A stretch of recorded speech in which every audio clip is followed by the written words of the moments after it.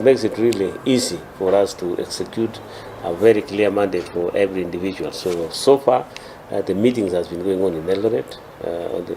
venue. Yesterday, they had a security meeting led by the technical director. That is, we have already certified continuity, so that after this event will continue, as already approval is already done. Now, as long as we continue meeting all the standards required by World Athletics, we don't have to worry. The only thing that we must work very hard is to get support from the sponsors, so that they can also make sure that they aid the government in ensuring that this continues, because the government has other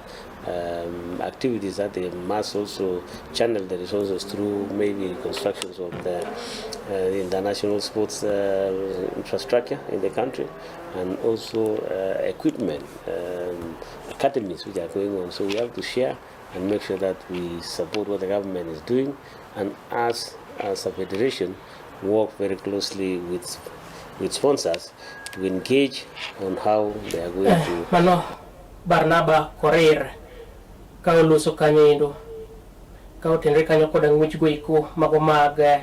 sirikwa kata sirikwa marathon kanyindo mago ngwich mabeli bro bagi bo manero ma Eldoret pe gwenge go iko mag Lobo mano e county nero ma Washington giso tarika 14 koro miyo ka inyalo gombo de neno ngwich go iko karudi chiengno ero mabende wacho ni chinoro mar Valentine inyalo rieri kono endo nikech bende gin weche go iko mabende itiyo kanyo endo e weche go iko mag nyiso kido bende kod timbe kanyo endo kowere kod mano endo parni kata bende na wuoy kanyo wach nero mano mar World Indo Athletics omayudo kanyo endo ni piny Kenya koro ni to oyangore ni biro tero kanyo jong'wech maromo 6 ng'wech go iko ma higa niendi ka bende Ferdinand Omanyala mabende en jang'wech nero mar Puth Njiri pacho kae en achiel kuom jogo ma bende osang'ado tiko mar dhi e ng'wech gieki. Kata kamano endo achiel kuom jokanyo mano mar duol ma ochung' ne weche go mag ng'wech pacho kae mano Kenya Athletics mano Barnaba Korir koro to yango ni midhiero nitie pacho kae ndio omiyo jong'wech go ma bende gibiro kawo mondo miyo dhi e ng'wech gieki biro kwa mondo miyo dhi e pinje go mag jowagunda mar timo rako kaluwore ni kar timo rako ne ng'wech gieki pacho kae ndi onge kanyo endo nikech parni ng'wech gieki gin ng'wech go iko mabende irego iga e udi kata kuonde go iko mabende olo mano omiyo idendo ni Indo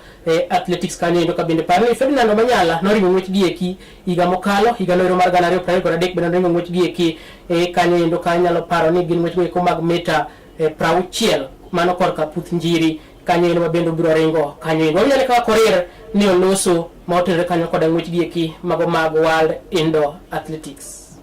If most of them are in Europe or in America, we just organize for them to train them there. You don't have to one train, because where are you going to train? You want them to train where they are staying, to use the facilities that are there. We don't have a facility for them to train here, especially indoor. If athletes are coming from the US or Europe, they are training, we prefer, even those who qualify and they have a place to stay in Europe, if Omanyala qualifies, we actually request him to stay wherever he is in Europe so that he can actually train with those facilities. I mean, he will not be running 100 meters, he will be running 60-meter dash. So you see, you have to dash and then there's a barrier that has to... Yes, kwa wera kwa mago iku janino mar Kala TV podwa dhi nyime kanendo koda chenro ni mar chal mar pewe weche mawako mag tuke mabenda iko ni midhiambo ni masani gin kabedo tenore kanyo koda tuke go iko mag Commonwealth mano mabendi wacho ni biro bagi dweno ero mar kindweno ero mar Abirio nyaka dweno ero mar aboro man tarik 23 mar dweno ero mar abiriyo nyaka tarik 2 mar dweno ero mar aboro higa ni endi bomano ero mano mag Glasgow Scotland kocha cha endi ka bende Kenya koro ntiwacho ni osaikore maber mokalo tuke gieki mabende ogen ni biro bago kanyo pane tuke gieki oting'o tuke mopogore kama oting'o tuke ero mano mar okapu ma itugo gi jotugo adek mano basketball 3x3 ka bende tugo no bende no bedo introduce tugo gi mag Commonwealth higano ero mar 2022 jadino mar Kala TV ka bende nitie tugo eko mag gymnastic kanyo nitie tugo eko mag ng'wech mag jogo eko ma odak koda ng'ol ma bende luongo ni para athletics bende nitie tugo eko mag ng'wech ne jogo eko mangi magene kare nitie tugo eko mag bowls kaachiel koda para bowls bende nitie tugo eko mag adhong kanyo endo ka bende nitie tugo eko mag riembo ndigni mago ne jogo eko mangi magene kare kaachiel koda jogo eko ma ong'ol ma bende luongo ni idendo kanyo gi dho ngere ni paracycling kanyo nitie tuke go mag judo, tuke go mag netball, nitie tuke go mag ball. Bende nie tuke gi kaachiel kod tuke go mag ting'o chuma iluongo ni weightlifting. Bende ni kanyo endo tuke gi ka bende wacho ni team mar Kenya sani koro to sangado tiko mag tuke go mag okapu ma tuke gi jotugo adek 3x3. Team ero mar Kenya ma oriwo team ero mar joma chuo kaachiel koda joma mine iwacho no sangado tiko mar dhi tuke gi ma bende ibiro bage kanyo. Pali tuke go mag basketball ibiro chak tug tarik 24 nyaka tarik 29 mar dwe noero mar abiriyo tuke go mag Commonwealth ma higa ni endi kanyo endo ka bende team noero mar Kenya korka joma chuo biro nyagore gi timbe go machalo team noero mar Australia, nitie team noero mar Kaimas, team noero mar Ireland, team noero mar Fiji, team noero mar Ghana, Jamaica, New Zealand, Nigeria, Scotland, Singapore kaachiel koda team machielo bende biro wuok e pinje go mag jowagunda mapok oyangi ni en team mane nyaka gi sani endi ka bende team noero mar joma mine ma pacho ka endi biro nyagore gi timbe go machalo kaka team noero mar Australia, Fiji, Jamaica, team noero mar New Zealand, Papua New Guinea, team noero mar Uganda ma bende gin jirandwa ka endi team noero mano mar nitie team noero mano mar Singapore kaachiel kod team noero mar Tonga bende ni kanyo endo tuke gi kaachiel kod team noero mano mar Senegal kanyo endo ka bende inyalo paro ni team noero mar joma chuo ma pacho ka endi notieko e thuolo noero mar beach tuke go ma bende nobagi ganoro mar 2002 mago tuke go mokwongo kama bende inyalo paro ne gigo quarter final gi team noero mano mar Australia mano no gi kanyo endo 20 kuma par kod beach kanyo endo ka bende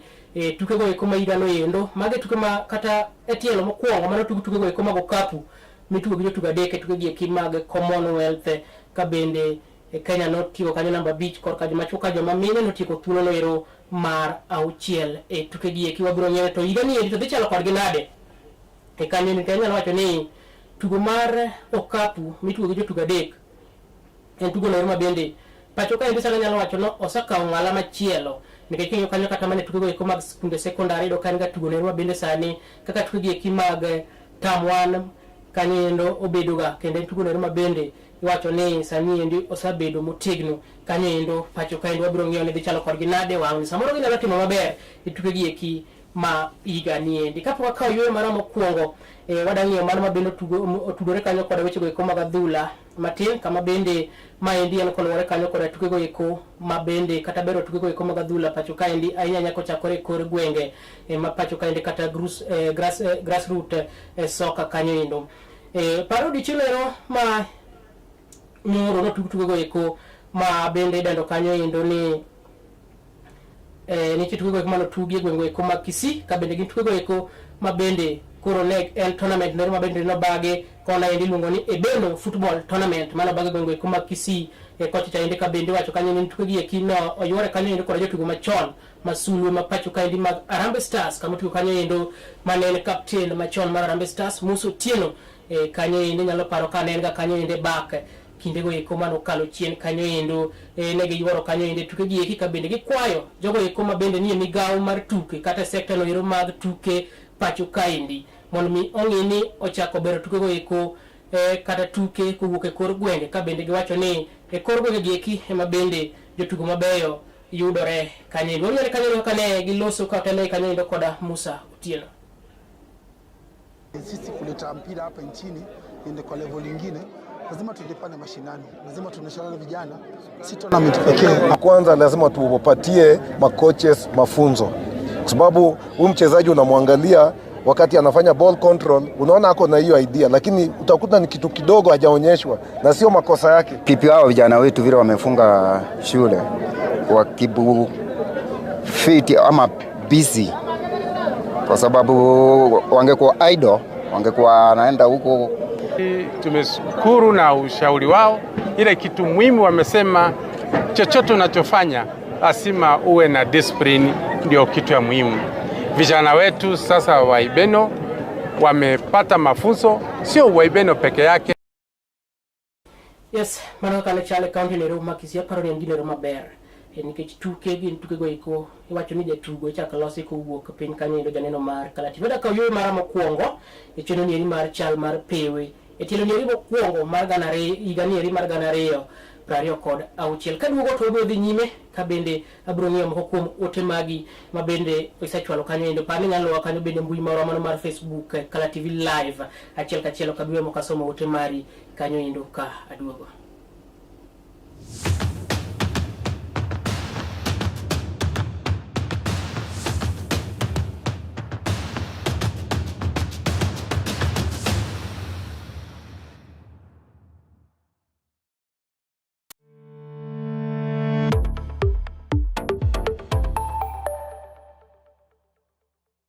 Get ready to elevate your business and any other commercials when you advertise with us. We are not just a channel. We are your gateway to the peak, for we give you the precision and desire to your commercials. Let us be your partner in success, broadcasting your message to thousands of our viewers.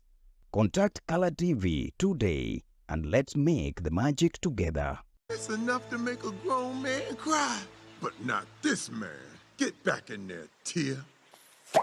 Tok yudo thuolo mar ng'eyo mathoth kowuok kuom jopuonjewa e sikunde ka iduogo pacho, warwaki kod chenro mamit molosi mana ne in iwuon mar kweyo pachi kaka nyathi. Chenro mar bang' sikul chakore saa 10:30 mamidhiambo nyaka saa 11 mamidhiambo, kama iyude sigana, wende manyasani kaachiel kod machon, kaachiel kod miel motimo cathedral ma bende mori kaka nyathi. Bang' school, chenro manigi mor lilo ne nyithindo duto. Kala TV, machiegni pacho ma e odwa.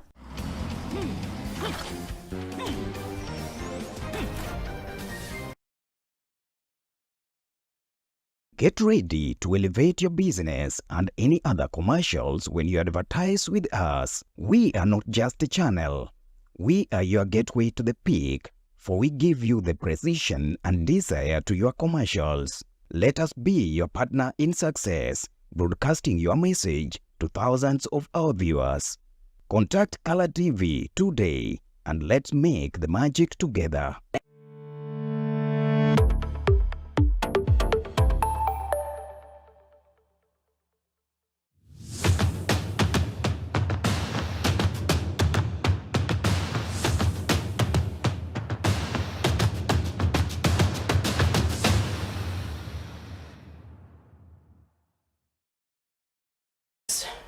Machiegni kendo joneno mar Kala TV wadhi nyime kanyo nero makare gi chenro nieri mano mar chal mar pewi chenro ma kawuono e kanyo endo. Ka bende protenre gi weche go iko mag adhula ayanya korka rowere go iko matindo mane kindiga nero mar 15 nyaka 17. Pali ntie go iko mabende ntie bago pacho kaendi mano mabende dendo ni FKF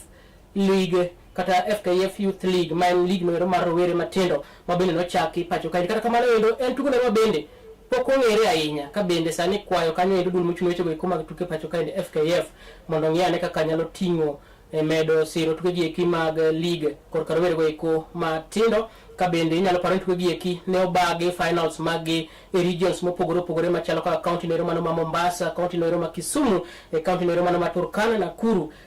kaachiel kod Kakamega, bende gi Nakuru gin moko kuom counties go iko bende no bago tuke gi eki mago mag FKF Youth League mano maganare igano ero mar ganare 25 ka bende moko kuom jogo iko bende ng'iyo weche mag tuke gi eki koro to kwayo mondo mi osir tuke gi eki mondo mi omed bero weche go iko mag tuke e pacho ka ng'eyo kaka ne giloso e kanyo endo. You know, it's a long-term thing because we are thinking to create a clear pathway from grassroots to elite, having all stars for all centers so that they can compete and also scout players to feed our national teams.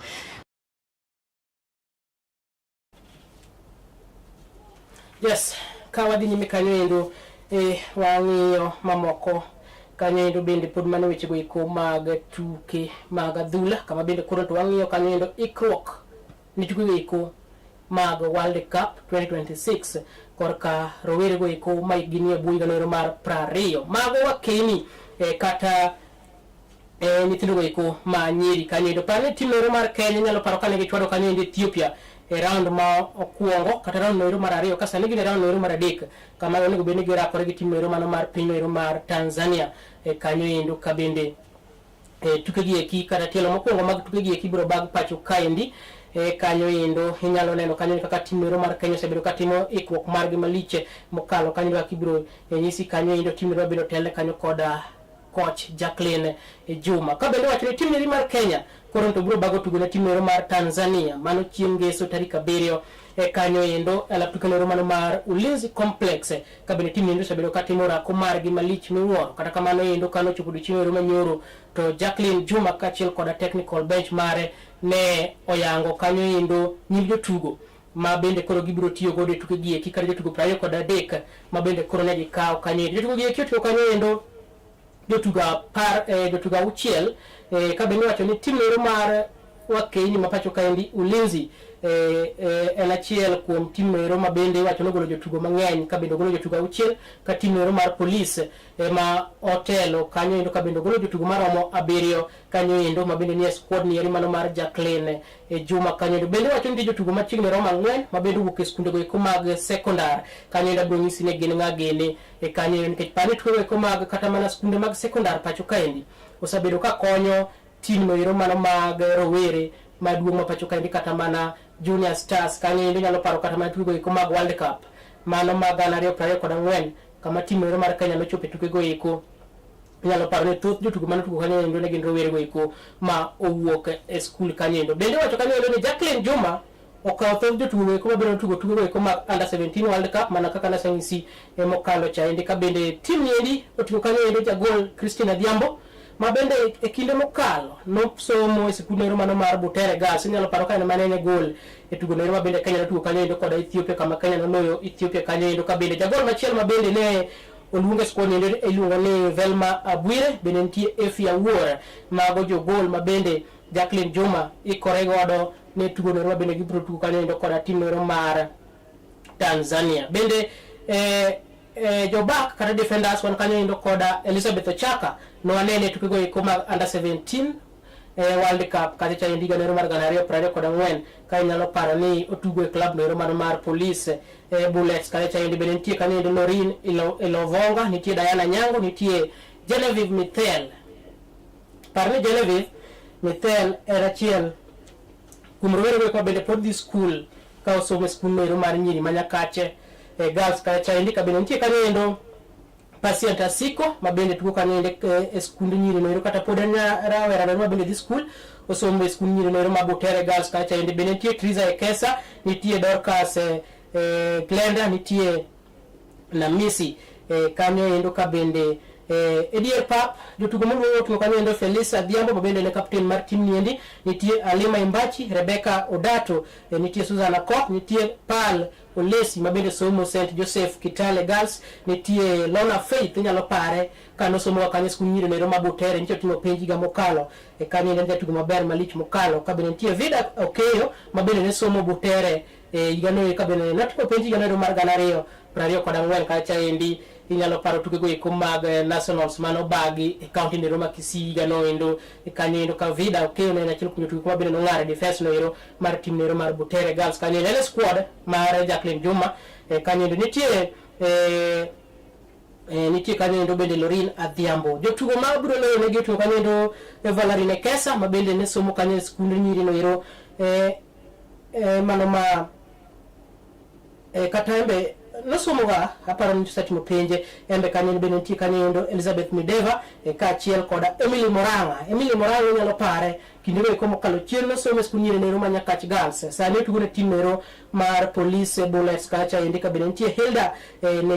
ne Techo ma bende na achiel kuom jotugo eko manyien ma oluonge squad ni endi ka bende ogole kanyo ende skund nyiri no ero mano mar Bishop Jenga Girls kacha endi ka bende pare ne tugo nero bende ne kinde mokalo ne rieny malich mokalo Velma Awuor ma bende nyalo paro ka no timo penje skund nyiri no ero manyakache en achiel kuom jotugo ma bende koro to wang ne oweyo ke squad ni endi kata bedo ne ncho luonge tielo mokwongo man luongo jotugo kata kamano kana lande kanyo endo jotugo kata nying jotugo ma bende koro dhi telo ne Kenya tugo gi kito ne owe oko kanyo jotugo gi eki ne oloso ka bende giikore malich mokalo ka bende coach mar gi Jacqueline Juma wacho ni giyiero jotugo kaluwore kanyo endo koda chal mar ikruok mar obwongo margi ka achiel koda bende gi ikruok mar del margi kanyo endo ka bende yango ni ok ochuno ni samoro ng'ato tugo tugo eko mag Under 17 koro nyalo tugo to ne ging'iyo ikruok mar jatugo e yono ero makar wanyalo kaka giloso kanyo endo ka bende parne gibro bago tugo ne Tanzania chieng' ngeso tarik 7 ka tielo mar 2 ibro tugo boma no ma Dar es Salaam tarik 15. Siwezi sema ni rahisi ama ni ngumu, inalingana na vile player ameprepare mentally, physically na pia venye nimetrainishwa. Kitu ya kwanza ni kwangu inanimotivate, like naona ni kama vision ya World Cup iko na ingine mbele. Kama tulimake it under 17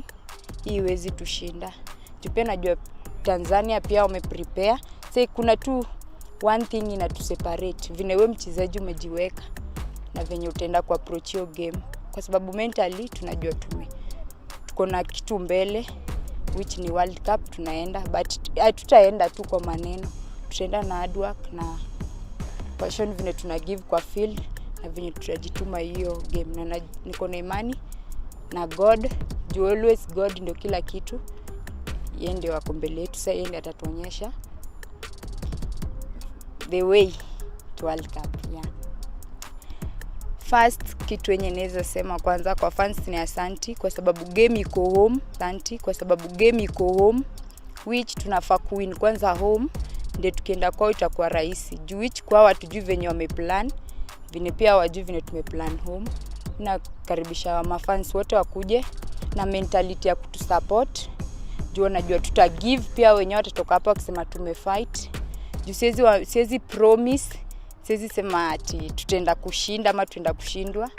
It's all about God and commitment yetu, na pia mafans wenyewe vile watakuja kutusupport. Juu pia wakikuja itaonyesha like kuna hiyo flag tunafight hapo, na najua hiyo motivation yao itafanya tutainua flag yetu juu. Kwangu naweza sema ni big achievement, nilikuwa nimetamani sana, nimekuwa nikiwork hard, nikiomba Mungu siku moja nitakuja kuimake, na ndio imekuja. Nashukuru kwa macoaches kwa kunipea hiyo opportunity, na nawaambia pia sitawaangusha, nitafight. Tumetoa final squad jana, especially tulikuwa tunaangalia competition iko aje, tuna need players when you are mentally tough because yeah, it's a big stage, given that Tanzania pia kuna players wamecheza national team, so tunataka players wanaweza match the same, so players wako ready, so tulikuwa tunaangalia some factors and players wako ready within this short period of time. Yeah, some of players will come in. Yes, they're good players, but walikuwa na battle fitness, and we didn't have much time kutafuta fitness. So any key factor that imetuma to drop some players, but some of them will pick up quick faster, given that some of them walikuwa wanacheza ligi. Some of them tuliwapatia program before to break up, after ku break up camp ya Ethiopia wenye walikuwa shule, and they've really done well. So I think given the short period of time tulikuwa tunaenda na watu wana step up quick na wako ready. Initially nilikuwa nimeambia when you're under 17 that the fact that umeenda World Cup is not a guarantee that you'll step up under 20. You have to fight, of which some of them when I do so well, they're fighting for their sport. We have new inclusion like Ilda Natecho, Pauline, wame step up. It's the first time, and actually they are very much ready. So the players that were there before as well, I told them that they have to work. The fact that ulicheza game Ethiopia, I could guarantee game ya Tanzania. And I can say so far so good. Tumeintegrate vizuri, and I think we have a squad that is ready to compete against Tanzania. Normally, of course, there is no small team. I can say Tanzania is a good side, but we are not taking any. Yes, mano kaka ikok chalo ni timnero mar Rising Starlets, mano timnero mano mar Wakeni maigini kata mar jomanyeri maigini boiganero mar Prario ka bende geno margi en mar dhi tugo iko mag piny mangima mano ma gana 2026 ma bende biro bagi bang'e kanyo endo ka bende par ni tielo mokwongo kata tielo mar ariyo mag tuke gieki kata mar manyo tiko ne garayo gi timnero mar Ethiopia mane giloyo kanyo endo underway ka bende ge sani endi gidhirado gi timnero mar Tanzania ka bende tugo ma bende itugo ala tuke nero ma Ulinzi Complex chieng' ngeso en tugo ma bende kwayo johera mondo mi obiyo yor kar rombgi mar mondo mi gi pak timnieri mar jomanyiri mar mondo mi gibed kanyo koda moral mar loyo timero mar Tanzania nikech pare ka giloyo Tanzania tielo mokwongo to biro bedo negi mayot mondo mi koro ni to gimany ka ginyalo logi e tielo noero mar ariyo ma bende biro bak tarik 15 boma noero mar Dar es Salaam mano Jumapil ma kote chaendi e piny noero mar Tanzania. Kwa kod mano endo ma bende pod mulo weche go eko mag tuke en kanyo endo ni to koro ni to kaunti noero mano ma Mombasa nyalo bedo kanyo koda mor kaluwore kanyo ni alap tuke noero mano mar Mombasa municipal complex en alap tuke noero ma bende nyalo par nochak gere higa noero mar 2015 e buo manen gavana makono Ali Hassan Joho. Kata kamano endo chenro mar gedo mare no chung kanyo endo ka bende sani koro wacho na laptuke ne rom ma bende igeno ni biro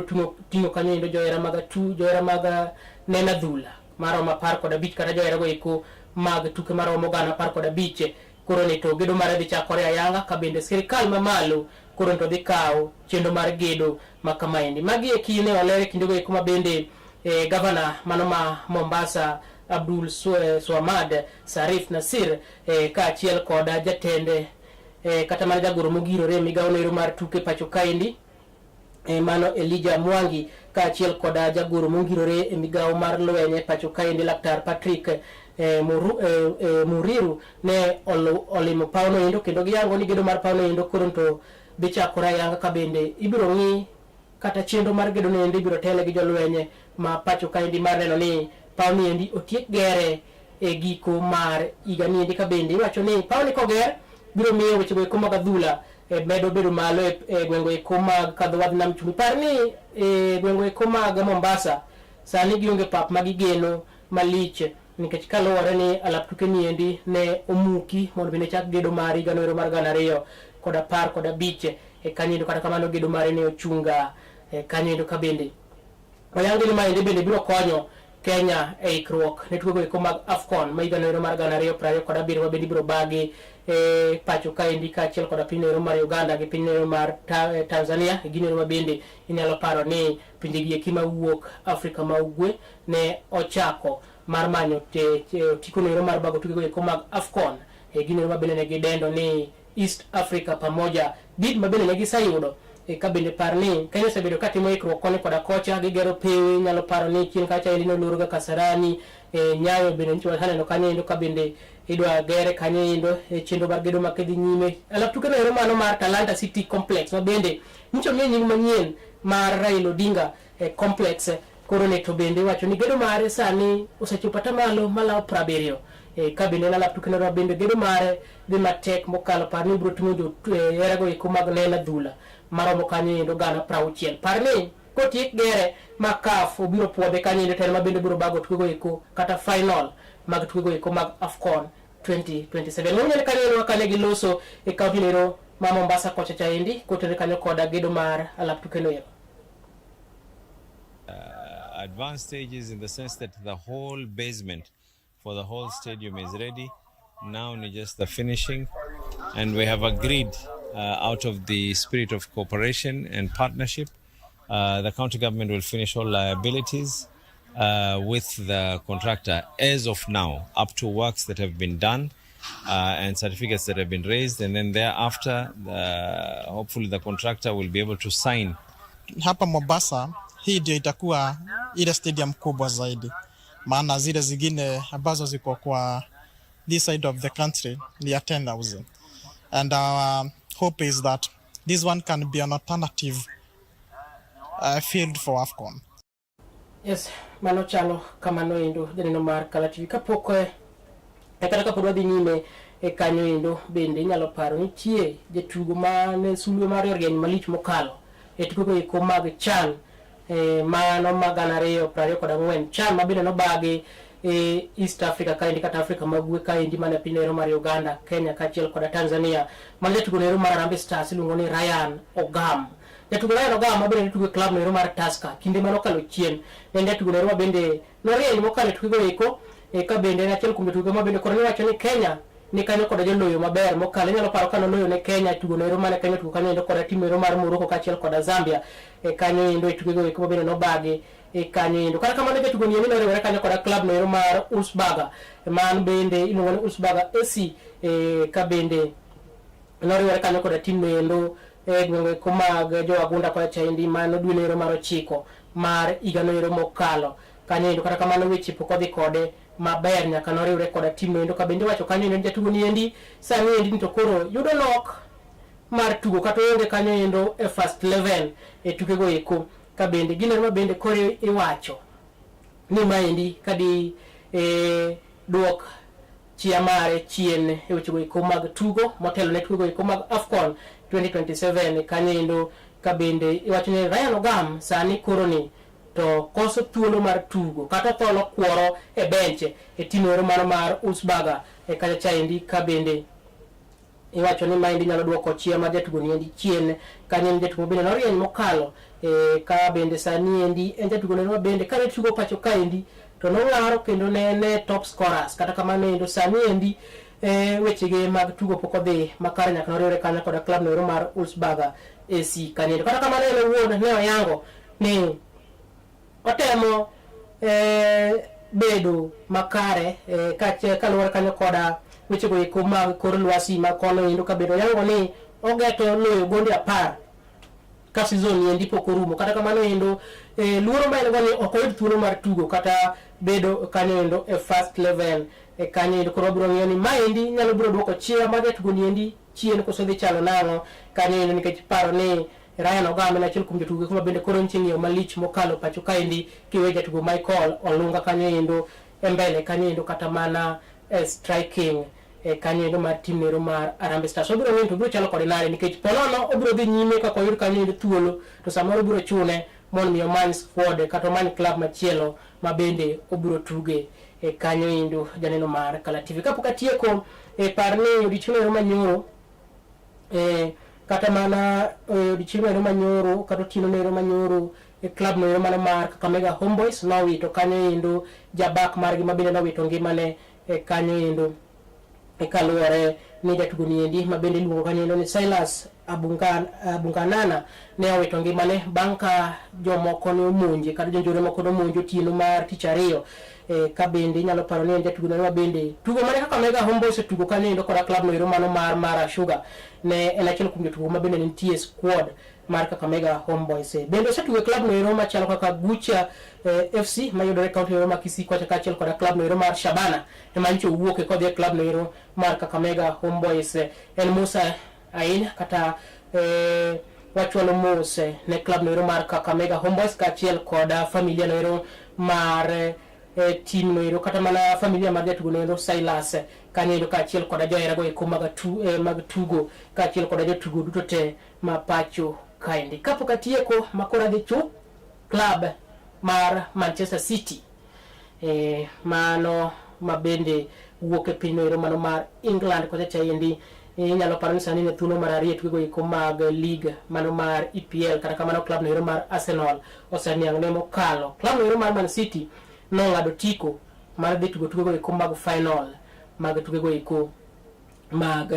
EFL Cup kata Carabao Cup ma bende finals mag ibro bage tarik 22 mar dwe no mar adek igani endi parne gi dara kore club no mar Arsenal ma bende ncho thicho oko kanyo endo club no mar Chelsea e tukego eko kanyo endo ching'no nawinjo ka jo Chelsea nowacho ni Arsenal nyaka ne kata kamano endo nitie gituo ni Arsenal otony matindo kane luongo nyingi dipok ogeng'na studio ka indimo kawuok kata endi nikech jo Chelsea go eko gere malich mokalo giwacho ni gin gisakawo Club World Cup Arsenal pok onene kanyo endo an kanyo kada losi kanyo endo ka bende jatugo Omar Mamus ma bende